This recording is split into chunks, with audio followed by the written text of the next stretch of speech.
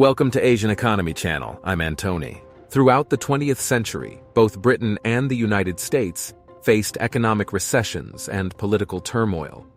Despite these challenges, they actively worked to impede Europe's independent economic revival.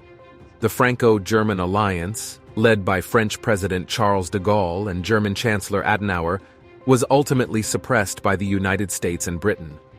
The United States supported the pro-American faction in Germany, replacing Adenauer and thwarting the joint German-French strategy to break away from the United States and achieve autonomous economic recovery in Europe. The reunification of East and West Germany in 1990 and the collapse of the Soviet Union in 1991 prompted Europe to converge once again. However, NATO constraints and U.S. policies toward Russia hindered the European Union's progress.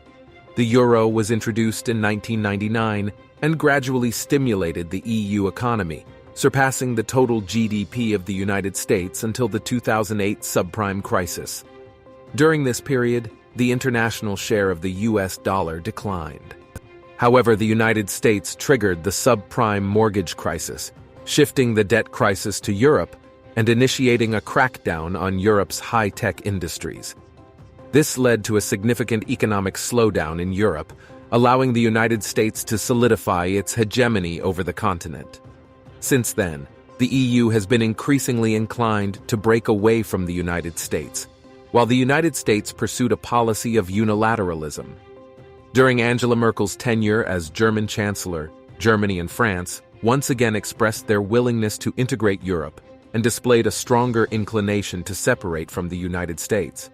Countries like China and Russia also sought to support the petro-euro system, increasing the international share of the euro.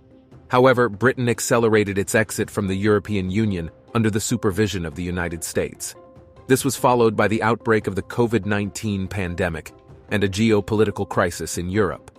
Additionally, the pro-American faction regained power in Germany, abruptly altering the EU's strategy of breaking away from the United States.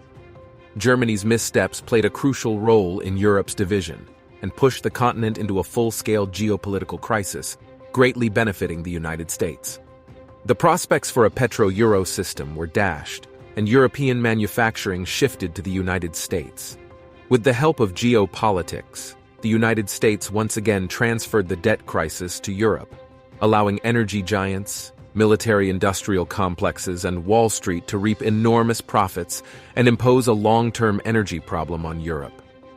Due to its geographical distance from Eurasia, the United States fears being excluded from the center of the world.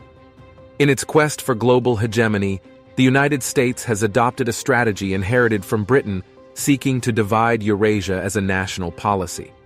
This core state policy ensures that the United States becomes a disruptor of world peace, making it difficult for Eurasia to escape the influence of the United States and constantly facing division. Consequently, the future international trend is likely to be more regionalized. However, regionalization will also pose new challenges to the international monetary system and the currency landscape. For example, Brazilian President Lula has called for 11 countries to abandon the dollar and create a common currency for South America to achieve economic trade and commercial autonomy, breaking away from dependence on the dollar.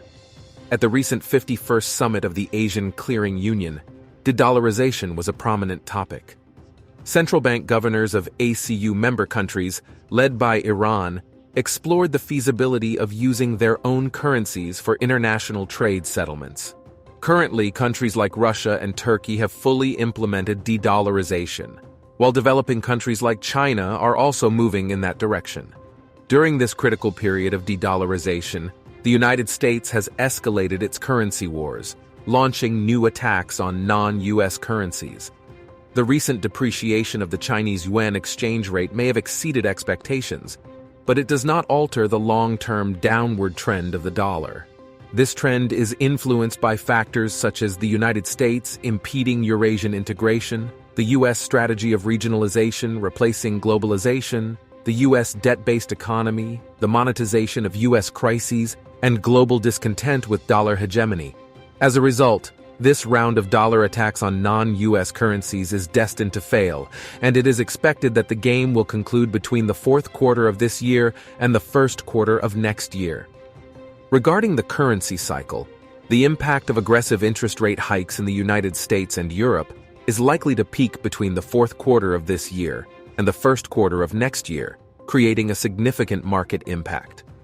Goldman Sachs has lowered the probability of the U.S. economy falling into recession in the next 12 months from the previously expected 35 to 25%.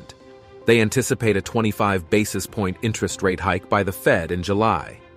UBS also expects a similar rate hike in July, bringing the terminal rate to 5.25 to 5.50%.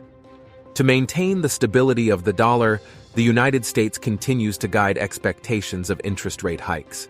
If the Fed raises rates again between June and July, it will increase risks in the U.S. financial markets, potentially creating new uncertainties and even larger changes in the economy in the second half of the year.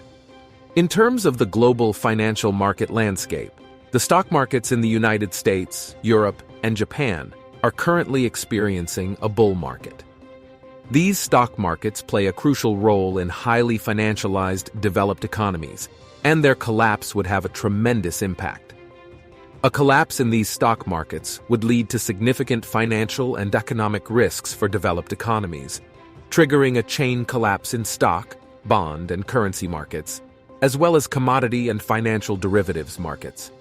The size of the U.S. GDP, debt relationships, and large financial derivatives markets rely on the booming U.S. stock market. Consequently, U.S. stocks have been in a long-term bull market since the subprime mortgage crisis. Once stocks cease to be bullish, the U.S. debt derivatives market will fail, and debt transmission through the financial system to the world will be disrupted, resulting in trouble for the U.S. economy. Therefore, both the United States and Europe have relied on monetary overdrafts to stabilize the stock market during the subprime and COVID-19 crises and drive it into a super bull market. Without such measures, the debt problems of the United States and Europe would quickly come to light.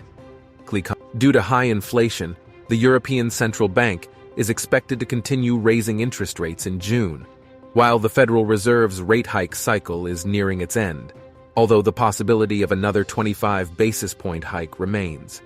Therefore, the effects of tightening monetary policy in the US and Europe have not yet reached their peak. The current US and European stock markets have extended the bull market, but there are discrepancies in the monetary cycle, economic cycle, and debt cycle. This implies that the US and European stock markets face higher risks, which will significantly impact the economy once these risks are exposed. Both the US and European stock markets thrive on liquidity, reflecting the inflationary concerns in these markets. As monetary policy continues to tighten in the US and Europe, a balance between the stock markets and liquidity will inevitably be achieved. Once the stock market reaches its peak, the risks will outweigh the rewards.